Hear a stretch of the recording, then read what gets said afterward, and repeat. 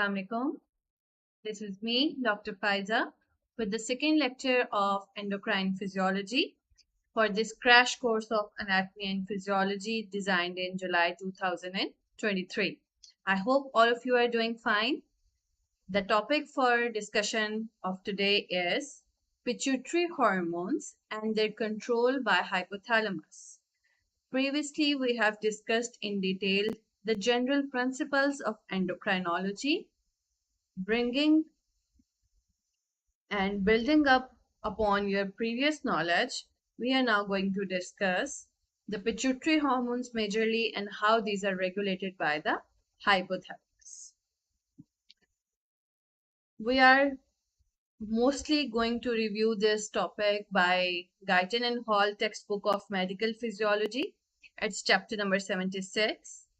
Chapter number 17 and 18 of Genong's review of medical physiology, and also the references are added from Sherwood Human Physiology and DRS Physiology. Their chapter numbers and references are given here. So let's begin our discussion from the hypothalamus. As you all know from your previous knowledge of CNS module, hypothalamus has multiple nuclei. The picture is in front of you. You have seen that in detail in anatomy. Hypothalamus is involved in many functions of the body, not only the endocrine functions, but also the vegetative functions. A few are given in front of you: temperature regulation, thirst, hunger, sexual behavior, defensive reactions in combination with limbic system, and control of body rhythms. Today we are going to focus specifically on the endocrinal role of hypothalamus. Rest of the vegetative functions you must have discussed in your CNS module. So let's focus on its endocrinal role. As we discussed yesterday, all the hormones released from hypothalamus to anterior pituitary are tropic hormones. That these hormones are going to go modulate the release of other hormones from the pituitary gland, except prolactin.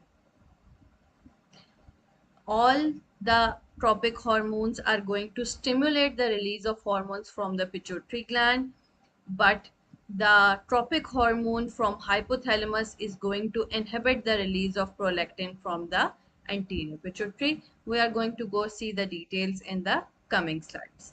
One thing I would like you to focus over here is to have a look at the areas of hypothalamus releasing these tropic hormones. For example, vasopressin released from supraoptic and paraventricular nuclei, oxytocin also from these nuclei, thyroid releasing hormone from paraventricular, ACTH from paraventricular nuclei, GnRH from the preoptic areas, and growth hormone from the periventricular and arcuate nucleus. So sometimes in your MCQs you are asked about from which nucleus these hormones are released. So you can have a list of these nuclei from this table of Genong. Moving on towards the connection between hypothalamus and pituitary gland. Hypothalamus is connected to pituitary majorly with the help of this stalk, which is called as hypophyseal stalk, or also known as pituitary stalk. Pituitary gland, if you see, is composed of an anterior lobe and a posterior lobe and a rudimentary intermediate lobe, which is more developed among other primates as compared to humans. Another thing you can see over here is the close association of hypothalamus and pituitary stalk with the optic chiasm, that you can now link with the optic chiasm lesions caused by prolactinomas. If you look at this diagram showing the connection between hypothalamus and pituitary, this is not just a simple plain stalk, but also a connection of blood vessels. Anterior pituitary and posterior pituitary are separately communicating with the hypothalamus. Let's have a look at the connection of anterior pituitary with the hypothalamus first. This is anterior pituitary and this is hypothalamus. This is hypothalamus and this is posterior pituitary. So anterior pituitary and hypothalamus communicate with each other with the help of these blood vessels, portal blood vessels. Hypothalamic hypophysial portal vessels. The hormones, tropic hormones, which are going to modulate release of hormones from anterior pituitary and are coming from the hypothalamus, are released by their nerve endings into this portal vasculature. This is the hypothalamic nerve ending. This is portal vasculature. The hormone moves through this blood to the anterior pituitary, and once it reaches the pituitary, it modulates the release of anterior pituitary hormones. Whereas posterior pituitary and hypothalamus connection is little bit different. You can see the nerve endings from the nuclei, supraoptic and paraventricular nuclei of hypothalamus, are not ending at these blood vessels, rather they are ending within the posterior pituitary, into which you can see in the nerve endings there are certain secretory vesicles which have stored hormones. So the hormones which are released from the posterior pituitary are not at all synthesized within posterior pituitary, rather only stored in the posterior pituitary, synthesized in the supraoptic and paraventricular nuclei of the hypothalamus, and released upon stimulus from the posterior pituitary. If we have a revision of the embryological region of the pituitary gland, the anterior lobe of pituitary arises from the Rathke's pouch, and posterior lobe arises as an outgrowth from the hypothalamus. This also explains the nature of cells present within the anterior and posterior pituitary gland. Anterior pituitary epithelite cells से arise किया, तो it has more of the glandular cells and it is highly vascularized. Whereas posterior pituitary has glia, pituocytes and supporting cells, stellate cells, as compared to anterior lobe. In between these two, you can see intermediate lobe, and this is the residual cleft in between anterior and intermediate lobe, whereas intermediate lobe is firmly attached to the posterior lobe. So looking at the connection between hypothalamus and pituitary, there is hypothalamic hypophysial portal system, very important for anterior pituitary hormones, pituitary stalk. Another thing you can see over here is median eminence tuber cinereum. What are these now? The portion of hypothalamus from which these portal vessels are arising over there, this is the median eminence. All the new hormones go modulating the release of anterior pituitary hormones are released in these portal vessels at the level of this median eminence. This is its functional importance. Tuber cinereum, again same locality के अंदर, the area of hypothalamus from which the pituitary stalk arises and attaches it to the pituitary gland. Anterior pituitary gland is also known as adenohypophysis, and posterior lobe is also known as neurohypophysis. Pituitary gland overall can also be known as hypophysis, and third is the pars intermedia. This was a quick revision of histology and anatomy and embryological region of the pituitary gland. Let's move on towards their endocrinal roles. In the topmost diagram, you can see the hormones being released from the hypothalamus and going to the anterior pituitary. First of all, corticotrophin releasing hormone goes to the pituitary and increases the release of ACTH, that is adenocorticotropic hormone. This adenocorticotropic hormone from anterior pituitary circulates in the peripheral blood and it stimulates the release of adrenal cortical hormones. For example, aldosterone, glucocorticoids, and androgens. Number two, Coming from hypothalamus, thyroid releasing hormone. In the anterior pituitary, it enhances the release of thyroid stimulating hormone. This thyroid stimulating hormone will then cause the release of thyroxine from the pituitary gland. Number 3, gonadotrophin releasing hormone. In the anterior pituitary, it will stimulate production of luteinizing hormone and follicle stimulating hormone, and these two will further cause the release of steroid hormones from the gonads, estrogens and progesterone, testosterone. Number 4, growth hormone releasing hormone and growth inhibiting hormone. The other name for growth inhibiting hormone is somatostatin. This These two in combination are going to modulate the release of growth hormone from the anterior pituitary. Growth hormone releasing hormone will stimulate it, growth inhibiting hormone will inhibit it. The balance between the two will decide the secretory rate of growth hormone from the anterior pituitary. This growth hormone in periphery will go to the liver and cause the release of somatomedins, which will ultimately lead to growth. Lastly, prolactin releasing hormone and prolactin inhibiting hormone. The most important among these two is prolactin inhibiting hormone, which chemical composition is simply dopamine. So we can call it dopamine or prolactin inhibiting hormone. First four will stimulating the release of hormones from anterior pituitary, whereas this dopamine is going to inhibit the release of prolactin from the anterior pituitary. And this prolactin will then go and cause the production of milk from the breast. This prolactin releasing hormone, this is controversial, a question mark. It is maybe present or maybe not present. This is still under consideration. The hypothalamic hormones are tropic hormones. These are called as hypophysiotropic hormones. Their old name was releasing slash inhibiting hormones. Now it is replaced by the hypophysiotropic hormones. This is a very beautiful explanation of portal system between the hypothalamus and pituitary gland. Let's have a schematic look step by step. So hypophysiotropic hormones, which are released from the hypothalamus, they enter the hypothalamic capillaries. Step number 1, as you can see over here.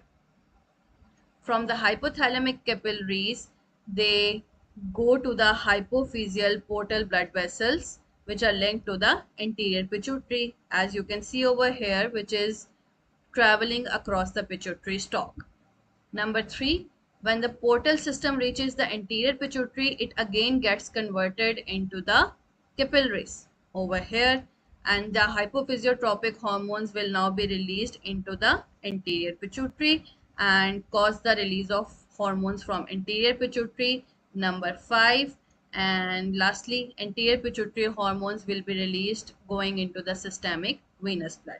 Now, why do we call this portal system? Because capillaries forming again the vessels and again the capillaries. Otherwise, in the body, arterial end, capillaries, venous end, it goes back to heart and then come back to arteries. In the portal vasculature, we have vessel, capillaries, another vessel, capillaries, another vessel, and then it goes back to the heart, as we have seen over here. So this is a true portal system, hypophysiothalamic portal system. You are not going to be asked about the details of this. This is just about the understanding why are we calling it hypothalamic hypophyseal portal system. Before moving forward, let me emphasize again, this is important for the release of anterior pituitary hormones by hypothalamic hormones. Hypothalamus and posterior pituitary connection is different. This is the list of hormones released from hypothalamus, modulating the release of hormones from the anterior pituitary. One thing more you can see over here, there are names of the cells in the anterior pituitary. Thyroid stimulating hormone, the cells are known as thyrotropes. FSH-LH releasing cells are gonadotropes. ACTH releasing cells in anterior pituitary corticotropes. growth hormone releasing cells are somatotrophs, and again somatotrophs, and prolactin releasing cells are lectotrophs or somatomemotrophs.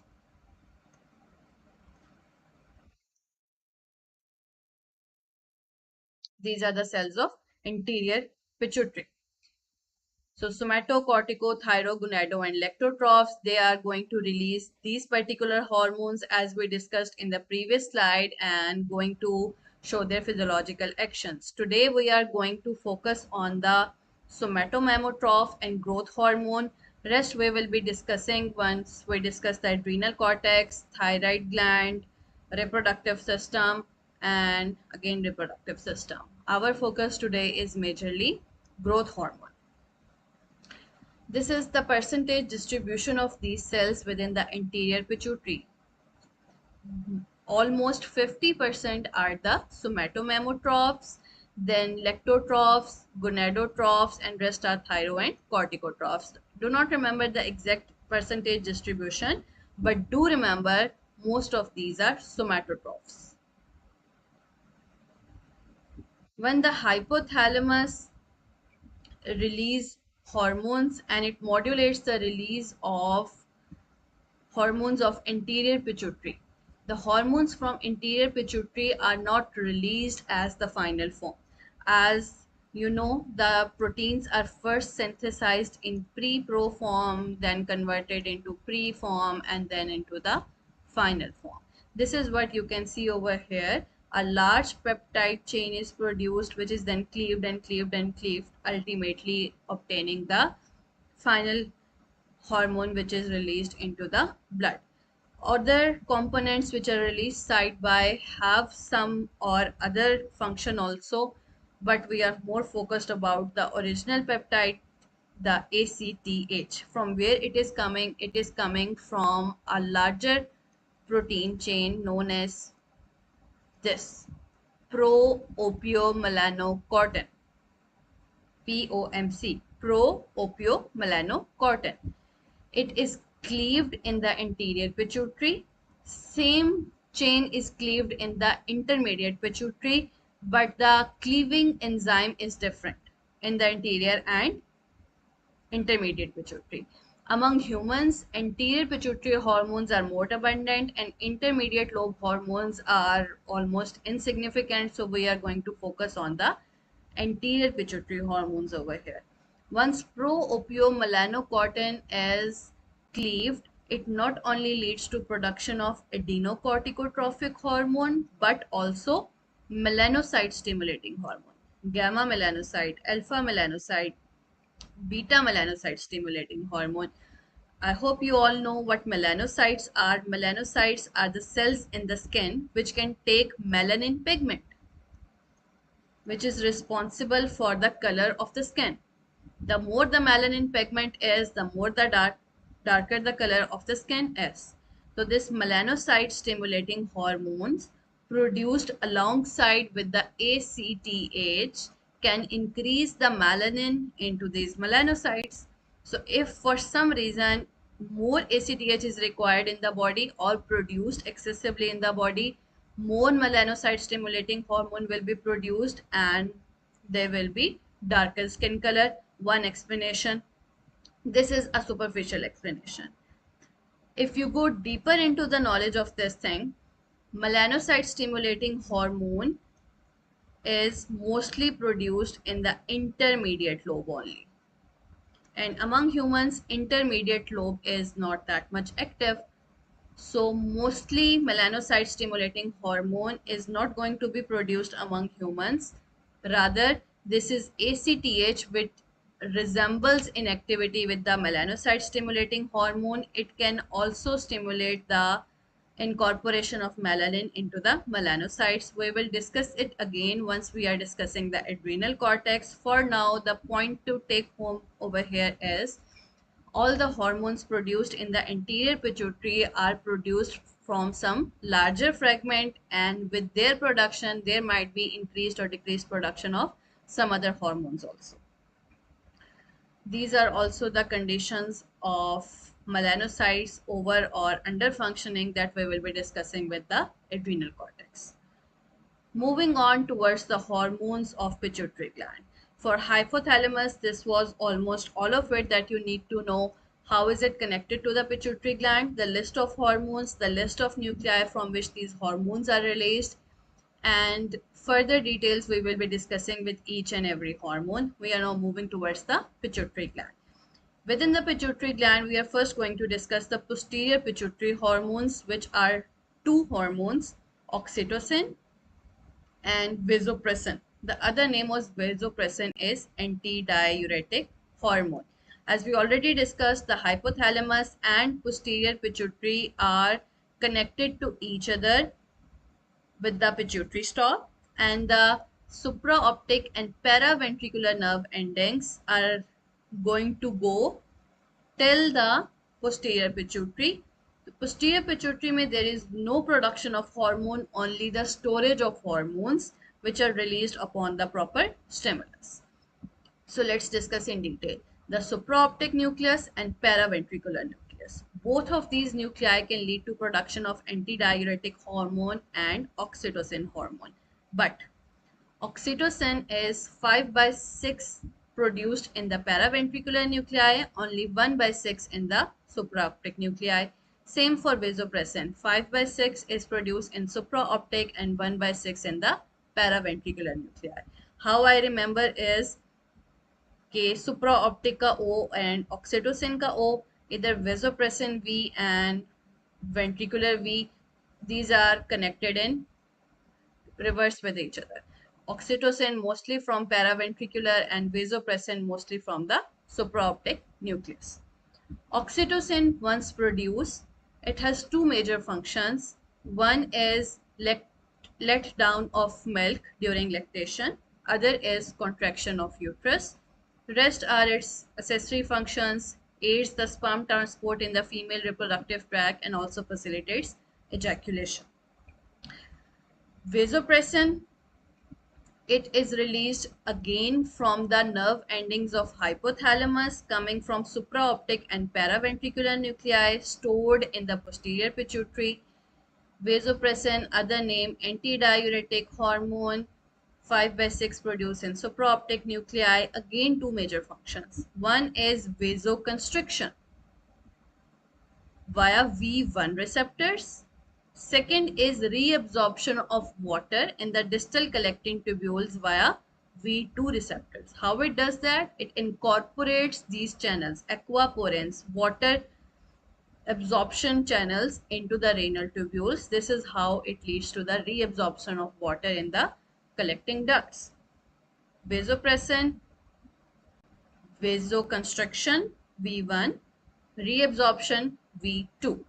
Yesterday we had seen a list of second messenger systems, enzymatic receptors, and genetic modulating receptors.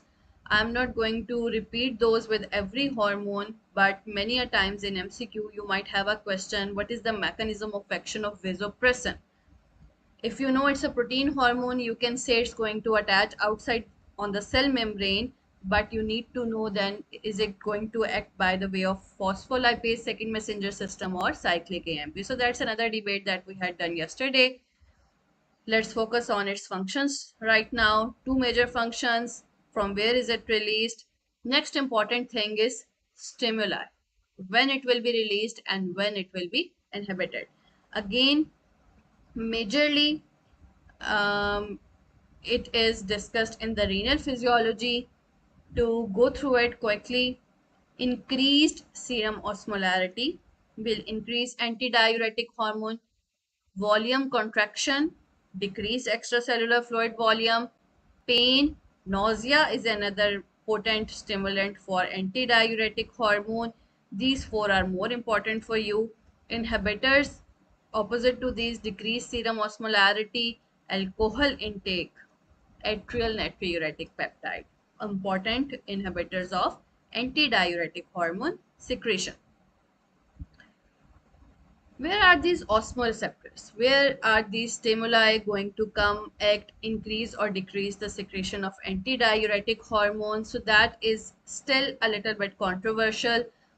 Some people say this is present within the supraoptic nuclei where antidiuretic hormone is produced, and other physiologists are of the view that this is present within the organum vasculosum lamina terminalis, OVLT, third ventricular wall. A little bit more about posterior pituitary hormones.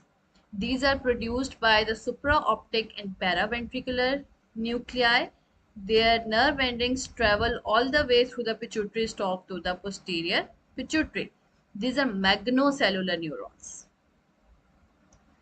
The vasopressin and oxytocin are stored within these nerve endings in the posterior pituitary, and these secretory vesicles stored within the nerve endings are called as Hering bodies. These hormones are not stored alone. They are stored in combination with certain proteins, which are known as neurophycins. Upon their release, these are separated, neurophycin with the vasopressin and oxytocin. Phasic versus synchronic bursting.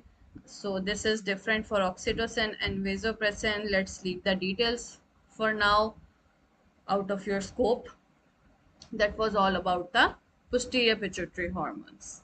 Let's move on towards the anterior pituitary hormones, at which we are going to majorly focus today. And among the anterior pituitary hormones, we are going to skip the tropic hormones and focus only on the growth hormone. Its name indicates this is a hormone going to induce growth. Let's have a look at its regulation. Starting from the hypothalamus, it can produce either growth hormone releasing hormone or growth inhibiting hormone, another name of which is somatostatin. At the level of anterior pituitary, the balance of these two will decide if the growth hormone will be released or not. Whenever the growth hormone is released, it is released in a pulsatile form, not a steady state continuous, but in the form of pulses. This growth hormone will go in the blood to the peripheral tissue with the help of its receptors, enzyme associated JAK-STAT receptors. It is going to produce somatomedins, the other name for which is insulin-like growth factor at the level of liver. Both the growth hormone and insulin-like growth factor, they will now provide the negative feedback for production of growth hormone at the level of anterior pituitary by insulin-like growth factor, at the level of hypothalamus by both growth hormone and insulin-like growth factor. Simply by the negative feedback rule, they can regulate their own secretion. In the hypothalamus, growth hormone is produced by the arcuate nucleus and ventromedial nucleus, whereas somatostatin is produced from the periventricular nucleus. Another important thing, not only the growth hormone and insulin like growth factor have the negative feedback, but also there are other modulators, certain stimulators and certain inhibitors which can either increase or decrease the production of growth hormone. And mostly these are going to modulate the release of growth hormone releasing hormone from the hypothalamus. Let's have a look at these stimulators and inhibitors. Stimuli include sleep, specifically deep sleep, stress, puberty, starvation, exercise, hypoglycemia. All these are going to promote the production of growth hormone, and these are opposite to these. Starvation se opposite obesity, hypoglycemia ko opposite hyperglycemia, and pregnancy. These are going to inhibit the production of growth hormone. In the coming slides, once we look at the functions of growth hormone, you might understand these stimuli by yourself, or you do not have to ratify these. So moving on towards the functions of growth hormone, let's see these schematically one by one. First of all, the most important function of growth hormone is the growth. growth of cartilage, growth of bone. How it will do it? Growth hormone can increase the size of the cell. It can increase the number of the cells. It can lead to the differentiation of the cell. Same is happening in the bones. It can increase protein deposition by these bone cells, chondrocytes and osteogenic cells. It can increase the rate of production of bone cells. Osteoblasts will become more than that of the osteoclasts. They can convert the chondrocytes to the osteogenic cells. By doing these three, they can help in growing up the bone. Once you discuss the calcium in context of parathyroid hormone, you will also be discussing the bone physiology, and then you will understand these terms better once you understand what bone growth is. Moving on towards its metabolic actions on carbohydrates, proteins, and fats. Almost about all the hormones, once you are discussing the metabolic actions, you are going to discuss it on all the three major nutrients: carbohydrates, proteins, and the lipids. Talking about carbohydrates, growth hormone is diabetogenic. Diabetogenic से मुराद है it is going to increase the serum glucose level. It is going to decrease the utilization of glucose. It is going to decrease the sensitivity of insulin. How it does that? It decreases the glucose uptake by the cells. If the glucose will not go into cells, it will be increased in the plasma. It will lead to increased glucose production by the liver, causing gluconeogenesis, in increased insulin secretion and resistance at the same time. About protein deposition, it enhances the uptake of amino acid into the cell membrane.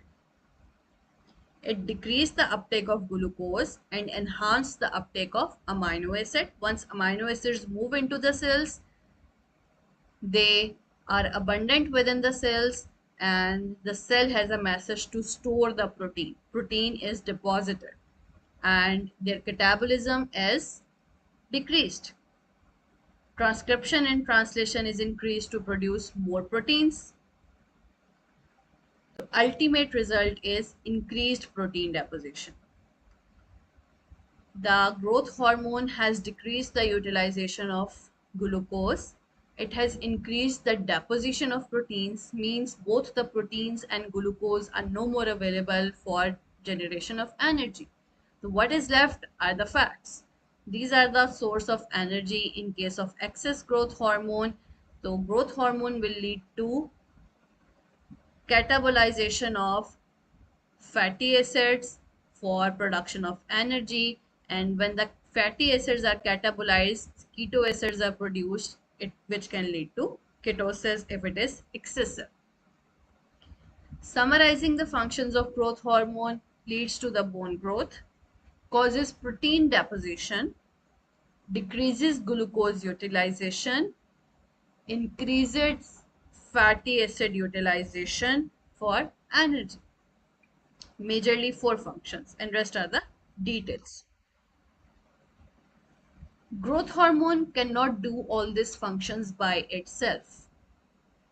Some of it can do by itself, rest it does with the help of insulin-like growth factor, the other name of which is somatomedins. These are produced from the liver. Growth hormone, decreased insulin sensitivity, lipolysis, protein synthesis, epiphyseal growth, and this is something जो भी हमने discuss नहीं किया था, sodium retention. Insulin like growth factor, more or less same functions: protein synthesis and epiphyseal growth. Protein synthesis not only in the muscles but also in the viscera. This is something different from the growth hormone. Growth hormone itself was anti-insulin, increasing the insulin resistance, but insulin-like growth factor has insulin-like action as evident by its name. Insulin-like growth factor 1, somatomedin C. although growth hormone antagonizes the action of insulin. Growth hormone causes lipolysis, insulin decreases lipolysis. Growth hormone decreases insulin sensitivity. Insulin is opposite to these, but still, if insulin is absent, growth hormone might not be able to achieve its full potential of growth in the body. Insulin is still required to permit the full potential of growth hormone functions. If we said growth hormone causes bone growth, this is possible up to a limit until the epiphysis has not closed in the bones. The epiphysis, diaphysis, and between which you can see the epiphyseal plate. Before puberty, this epiphyseal plate is present and the bone growth can occur. After the ossification, when epiphysis and diaphysis have joined, the epiphyseal plate has closed. There is no more possible bone growth. After puberty, if there is excessive growth hormone, the bones can thicken or the membranous bones can grow lifelong. These two things can happen. Other long bones cannot grow after puberty. This is a quick summary slide for the structure, histology of bones. How does the bone grow? Let me give you a very brief overview. Rest you will be discussing in histology and parathyroid hormone physiology. So this is epiphyseal plate, which has many resting chondrocytes in the layers. This is diaphysis and this is epiphysis. Whenever the bone growth has to occur, bone has to elongate. This epiphyseal plate, it thickens. Chondrocytes undergo cell division. Later on, these chondrocytes are converted into osteoblasts, and this becomes part of solid bone. Rest you will be discussing later on. Growth hormone has impact at each of these levels. It increases the number of osteoblasts. It causes the differentiation of chondrocytes into osteocytes. It also increases the number of chondrocytes. It also causes the protein deposition within the bones. Somatomedin C or insulin-like growth factor are important for the action of growth hormone. One importance of which is action of growth hormone stays there for only 20 minutes, whereas insulin like growth factors can act up to 20 hours. If growth hormone is deficient congenitally, the growth will be defective. Dwarfism हो जाएगा. If growth hormone is normal, but insulin like growth factors are not produced, still it can lead to dwarfism. If growth hormone is normal but growth hormone receptors are abnormal, again dwarfism हो सकता है. Two examples are in front of you. Pygmy peoples of Africa are dwarfs because of absent insulin like growth factor, although they have normal amount of growth hormone. Other is Laron dwarfism. They have normal growth hormone but absent growth hormone receptors, so absent insulin like growth factor 1. There is another insulin like growth factor in the humans called insulin like growth factor 2.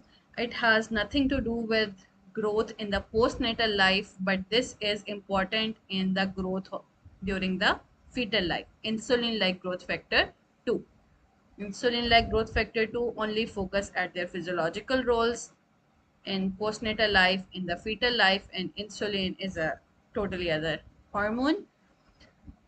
This is showing the diurnal variation of growth hormone release. Other than the negative feedback control, diurnal variation also leads to variation in the production of growth hormone. During daytime, growth hormone is less. At midnight, growth hormone peak you can see after sleep, specifically deep sleep. During the day, growth hormone stays at low level unless and until there is a strong stimulus. For example, in this graph, the stimulus is strenuous exercise. One thing more you can see over here, the strenuous exercise in sleep, both are stimulant, but strenuous exercise is a more potent stimulus as compared to sleep. You can compare the peaks. If you know the functions of growth hormone, you can guess many of its stimuli. Growth hormone is supposed to increase blood glucose level. If the blood glucose is increased, it will give negative feedback for production of growth hormone. If hypoglycemia, it will stimulate growth hormone production. Similar for fatty acids are increased by growth hormone. In case of their deficiency, growth hormone secretion will be promoted. Increased amino acids already increased, they will be stimulating growth hormones so that these can be deposited in the form of proteins, specifically amino acid arginine. Starvation, fasting, protein deficiency, all these states will have hypoglycemia, decreased fatty acids. Other than that, stress, exercise, important stimulants. This is what you need to compare. The gonadal hormones, testosterone, estrogen, they promote growth hormone. That is why at the time of puberty, when gonadotrophic hormones are produced, growth hormone is also increased, one of the reasons. In comparison, the cortisol, it inhibits the production of growth hormone in negative. यहाँ पे दिया भी हुआ है. This is cortisol. It is going to decrease the secretion. Deep sleep, it increases growth hormone production, especially in stage 2 and 4, whereas rapid eye movement sleep decreases. Aging is associated also with the decreased growth hormone production. Starvation, increased growth hormone production. Opposite, obesity associated with decreased. Somatomedins, negative feedback. Growth hormone, negative feedback. So most of these are covered. Deep sleep, exercise, rapid eye movement, and this is opposite. This is going to inhibit. Exercise is more potent than the deep sleep in causing the release of growth hormone. So most importantly, if you remember the functions of growth hormone, you can yourself guess what are their stimulants and inhibitors of release. One hormone given over here, ghrelin. This is adipocytokine, and this is released to cause appetite, increase appetite. That is again related with starvation or fasting state. All about the stimulants of growth hormone. Another important thing, growth hormone is released if there is deficiency of blood glucose, also released if there is deficiency of proteins. Short-term regulation of growth hormone is mostly by glucose, and long-term regulation is mostly by the level of proteins in the body. Somatostatin, released from the hypothalamus to decrease the release of growth hormone in the anterior pituitary from the periventricular nucleus, and this is its function here. It has other functions also. With context of growth hormone, this is enough. And this is the summary slide summarizing the functions and regulation of growth hormone production from the anterior pituitary.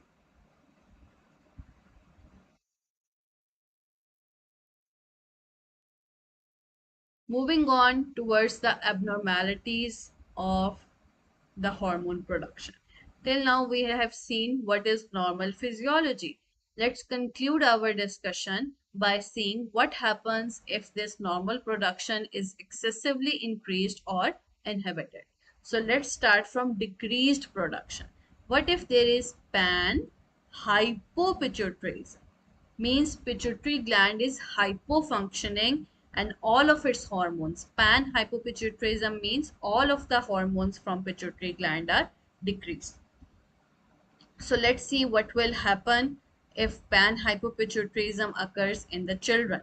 Among children, pan hypopituitarism can be congenital, can be caused because of a tumor. All the hormone production will decrease. Thyroid hormone, adrenal cortical hormone, reproductive hormone production. One thing, We have not yet discussed these hormones, so we are not going to go into details of this. Rest you will understand once you have gone through the rest of the endocrinology. This I can explain here. Abnormal pallor. ACTH was required to cause melanocyte stimulating receptors to move melanin into the melanocyte. If there is no ACTH, the melanin will not go into the melanocytes and the skin color will be abnormally pale. The other important thing that you can understand now readily is dwarfism caused by deficiency of growth hormone. Dwarfism. Dwarfism will occur only if the growth hormone deficiency occurs before puberty among children, before the closure of epiphyseal plates. There will be slowed growth but proportionate. Both the skeletal muscles and the smooth skeletal muscles and the skeleton both will grow slowly, proportionately slow, and also there will be absent puberty because gonadotrophic hormones are also not being produced, and this is treatable if diagnosed in time by giving synthetic growth hormone from the outside. What happens if panhypopituitarism occurs in adults, among which the growth of bones has already occurred? What will now happen? Again, they will have the deficiency of all other hormones, hypothyroidism, deficiency of adrenal, cortical, and reproductive hormones. It can be caused because of tumors or because of this Sheehan syndrome. This Sheehan syndrome is important in context of reproductive females. After pregnancy, the anterior pituitary size is already increased. When its size increase, its blood requirement also increases. After pregnancy and labor, if there is excessive blood loss, the pregnant or recently delivered female might go into hypovolemic shock. If the hypovolemic shock occurs, anterior pituitary gland, because of its large size, is especially vulnerable to ischemia. The ischemia of anterior pituitary gland after labor going into hypovolemic shock, this is known as Sheehan syndrome. This is going to lead to the panhypopituitarism among the adults. This is of course going to be found among the females of reproductive age, not in children, not in males, but in the females of reproductive age, specifically after the delivery of the baby. What will happen? They will face deficiency of all these, but the symptoms will start appearing slowly and steadily. Hypothyroidism, hypoadrenalism, everything will develop slowly, but one symptom she can face at the moment is inability to lactate, because there will be no prolactin coming from the anterior pituitary. So this is the first symptom to encounter in the Sheehan syndrome, and rest of the symptoms will develop steadily. Same for the male adults having panhypopituitarism, the symptoms will develop steadily. Whereas among the children, absence of growth hormone will be clearly significant as retarded growth, proportionately retarded growth. That's all about panhypopituitarism. I hope you can now recognize this pituitary dwarfism here.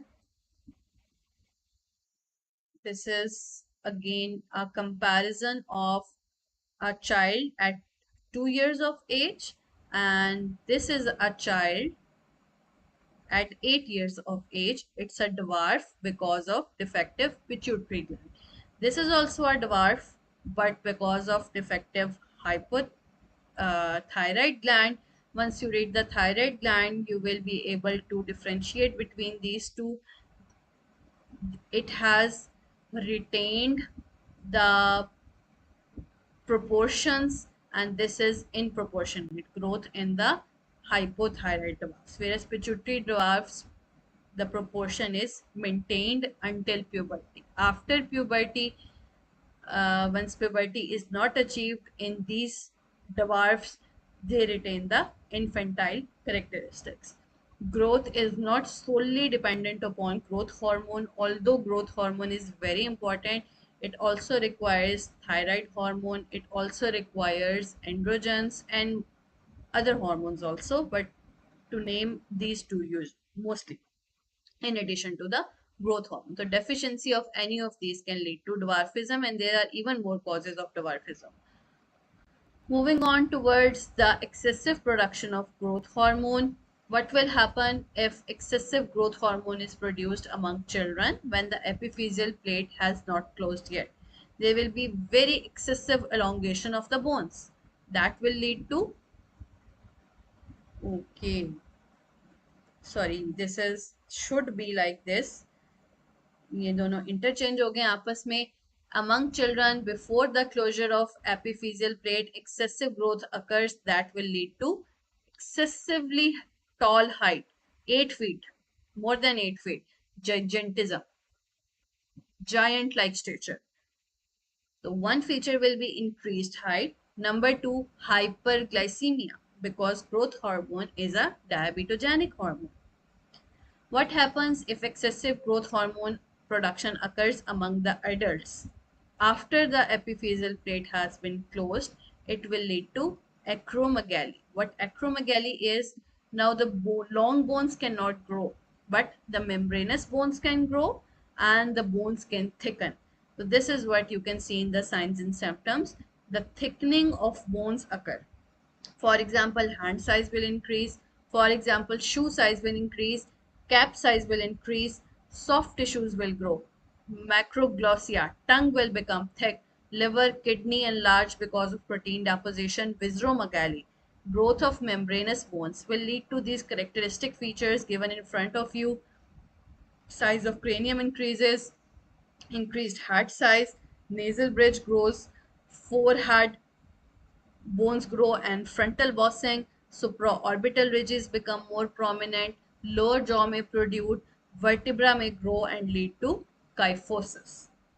How do we treat this? We can treat it by giving a somatostatin analog, which will decrease the production of growth hormone, name of which is octreotide. This is the characteristic acromegaly facial features. You can see the prominent supraorbital ridges, the protrusion of lower jaw, and the prominent nasal bridge. Gigantism, excessively tall height, and this is acromegaly, before and after. You can see the protruded jaw and frontal bossing and the prominent supraorbital bridges again and the nasal bridge. All about the excessive production of growth hormone. Let's have a look at the normal variations. We had seen one normal variation with the day and night pattern. The second variation we can see with the age. Growth hormone spurts occur in postnatal period and then the pubertal growth period, and as the person ages, the growth hormone decreases. Aging, growth hormone decreases. Some of the features of aging can be described by the deficiency of growth hormone. For example, decreased protein deposition, decreased muscle mass in aging, and increased fat deposition because of absence of growth hormone. Fats will not be metabolized. The decreased protein deposition can lead to wrinkling of the skin, subcutaneous protein deficiency, diminished rate of function of some organs, liver, kidney, decreased proteins, diminished muscle mass and strength. So the growth hormone, you might think, can lead to the resolution of the aging problems if given exogenously. Yes, if we give it exogenously, it might increase protein deposition, decreased fats, and increased feeling of energy, but this does not go without its disadvantages. These four are its disadvantages. It may lead to diabetes, edema, carpal tunnel syndrome, and joint pains. So unless and until necessarily required, growth hormone supplementation is not done for simply aging. All about the growth hormone. This is the other anti-pituitary hormone, which is not a tropic hormone. The prolactin. You have already read this in context of reproductive physiology. It is produced from the hypothalamus, tonically produced हो रहा है hypothalamus से dopamine. And this dopamine is inhibiting the production of prolactin from the anterior pituitary, and this is something new. The thyroid releasing hormone supposed to stimulate the production of thyroid stimulating hormone is somewhat involved in the stimulation of prolactin production from the anterior pituitary. Like I said earlier, the prolactin stimulating hormone is still controversial, so thyroid releasing hormone is a potential candidate for this. Once prolactin is produced, it leads to milk production, breast development, and other accessory functions like it inhibits ovulation and spermatogenesis. If you remember your lactational amenorrhea knowledge, it decreases the gonadotrophin releasing hormone and also antagonizes at the level of follicles in the ovary. What if there is prolactin deficiency? Sheehan syndrome, failure to lactate. What if there is prolactin excess? Can be because of a tumor over here, prolactinoma, or because of deficiency of dopamine. If there is excessive prolactin, there will be galactorrhea, and that will lead to inhibition of ovulation and spermatogenesis, failure to ovulate, infertility, amenorrhea, and that can be treated by giving simply dopamine. Other stimuli and inhibitors of prolactin production in front of you, dopamine is inhibiting, somatostatin inhibiting, estrogen, pregnancy, breastfeeding, sleep, stress, thyroid releasing hormone. If you are not comfortable in remembering all of these, do not forget the thyroid releasing hormone and dopamine specifically in modulating the release of prolactin. Lastly, hypothalamic insufficiency. We have discussed in detail the pituitary overfunctioning and underfunctioning. What if hypothalamus is not functioning? If hypothalamus is not functioning, it might not simply result in endocrinal imbalance, but also the other vegetative functions imbalance. For example, bulimia, anorexia, vomiting, somnolence, convulsions, headache. In front of you, there are many findings. One characteristic syndromic failure of hypothalamus is seen in Kallmann syndrome. It is evident as a combination of hypogonadism and anosmia, absence of sense of smell.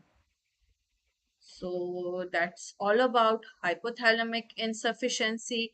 Yesterday we had a little sneak peek of suprachiasmatic nucleus controlling the circadian rhythm of body, which can have an impact on endocrine. For example, we saw today growth hormone is more at night and less in daytime. How does it happen? It is controlled by purely suprachiasmatic nucleus of hypothalamus. And who accesses suprachiasmatic nucleus day and night? The message comes via retina to hypothalamus, and this hypothalamus then can modulate the production of melatonin. Decreased melatonin in light, increased melatonin in dark, and this is further going to modulate the production of increased or decreased production of certain hormones. So for now, remember, increased light, decreased melatonin, and the headquarter here is suprachiasmatic nucleus of the hypothalamus, the one of the ways by which the circadian rhythms are regulated in the body. So that was all about the pituitary gland, its abnormalities, and its regulation by the hypothalamus. If you have any questions, any suggestions, any queries, you are more than welcome to comment under this video. I will be happy to answer, and tomorrow you will have a discussion on thyroid gland. Till then, good luck and goodbye.